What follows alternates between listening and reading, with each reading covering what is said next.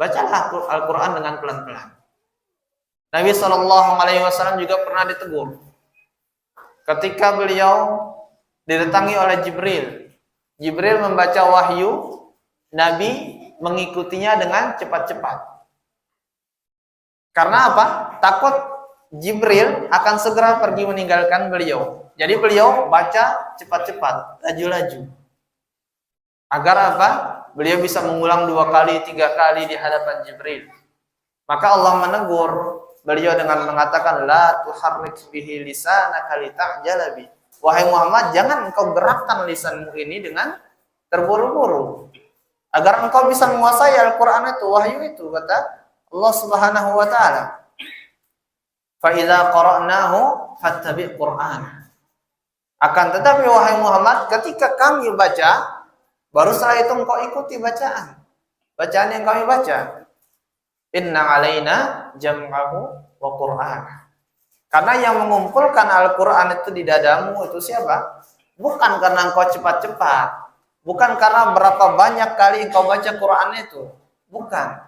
Akan tetapi taufik daripada Allah yang mengumpulkan Al-Quran mungkin 30 juz di dadamu itu adalah Allah Subhanahu wa ta'ala. Allah ingatkan tentang nikmat tersebut. Maka kalau kita membaca Al-Quran, terutama orang yang pernah menghafal Al-Quran, kalau antum menghafal Al-Quran, misalkan antum baca sekarang satu halaman, antum menghafal sekarang Al-Quran 1 halaman. Ana yakin kita semua pasti bisa 1 halaman sehari kita hafal. Dan ini ringan insya Allah, tergantung kebiasaan.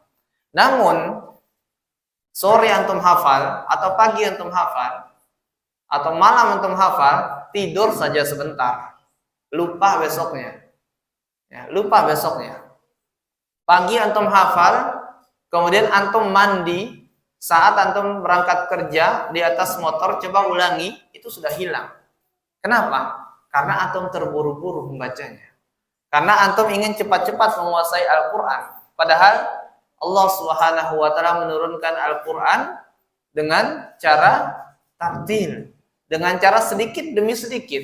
Apa hikmahnya? Linusabbita bihi fu'adak, agar Al-Quran ini nempel di hatimu.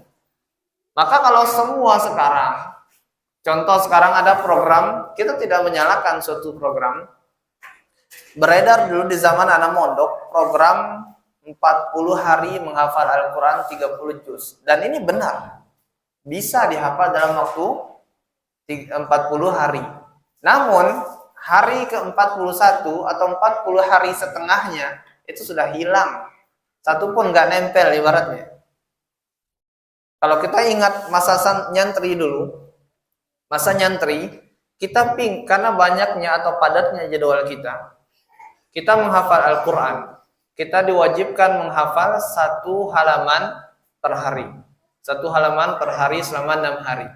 Namun ikhwati fillah, ketika kita hafal sebelum subuh, setelah subuh kita halaqah, kita menyetorkan hafalan tersebut. Setelah kita membaca a'udzubillahi minasyaitonirrajim, kadang kita diam. Afwan Ustaz, lupa. Kenapa? Karena kita terburu-buru ingin menguasai Al-Quran itu. Maka inilah hikmah. Di antara hikmah ini, kita diajarkan untuk menuntut ilmu, menghafal wahyu Allah Subhanahu wa ta'ala dengan tidak terburu-buru. Seperti seorang, jika sekarang antum makan, semua kita suka dengan hidangan yang lezat. Tetapi kalau kita mau memaksakan diri memakan semua hidangan yang ada, 5 piring misalkan, Anda yakin pasti muntah akhirnya. Nggak dapat kita walaupun sepiring pun. Keluar semua itu. Maka itu tidak boleh serakah ibaratnya. Maka kalau pelan-pelan itu insya Allah akan berdampak baik bagi tubuh kita. Sehingga di antara wasiat para guru kita termasuk kepada anak adalah jangan antum menuntut ilmu ketika antum belum siap menuntut ilmu itu. Dalam artian Kita menuntut ilmu itu bukan aib kita mendatangi kajian setiap harinya atau belajar setiap harinya, bukan aib. Dan itu bagus. Namun coba lihat keadaan kita. Sesuaikan dengan keadaan kita. Karena ilmu itu sebagaimana kita bahas dalam surah Al-Alaq ayat 1 sampai 5 kemarin, wajib baca alias murojaah, baru setelah itu kita tulis lagi untuk mengokohkan. Maka kalau antum sebagai penuntut ilmu merasakan ketika antum belajar malam ini, malam nanti habis dari sini ndak bisa murojaah, paginya ndak bisa murojaah, sorenya nggak bisa murojaah, maka stop dulu untuk mengikuti kajian pada hari lainnya. Tetapi kalau antum merasakan setiap hari antum kajian dan ada waktu antum murojaah, itu lebih baik bagi antum. Maka bagaimana caranya bagi kita yang mungkin waktu kita sedikit, antum pilih. Kira-kira antum ingin tajam atau apa ya istilahnya, menguasai suatu ilmu di bidang apa? Bidang apa suatu ilmu antum ingin kuasai?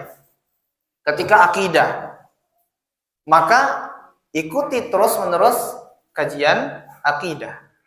Dan antum murojaah. Antum bisa murojaah. Antum bisa pahami.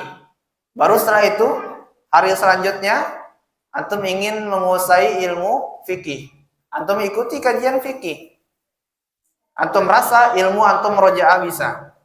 Antum bisa mendengarkan kajian, bisa mencatat, bisa murojaah, tambah lagi. 3 hari selanjutnya antum ingin kajian sirah misalkan. Setelah antum ikuti, antum bisa mencatat, bisa membaca ulang catatan antum, bisa murojaah dan memahami, tambah lagi. Kalau tidak bisa melakukan hal tersebut, cukupkan diri dengan apa yang ada. 1 pisau tapi tajam lebih baik daripada antum punya 1000 pisau tapi tumpul semua. Ya. Jadi kuatkan dulu apa yang ingin antum kuasai. Yang paling dasar kita kuatkan adalah tauhid. Setelah itu fikih misalnya. Maka kuatkan. Bukan aib menuntut ilmu setiap hari. Pagi iya, sore iya, malam iya, silakan. Namun sekali lagi sesuaikan dengan keadaan kita. Karena kita adalah pekerja.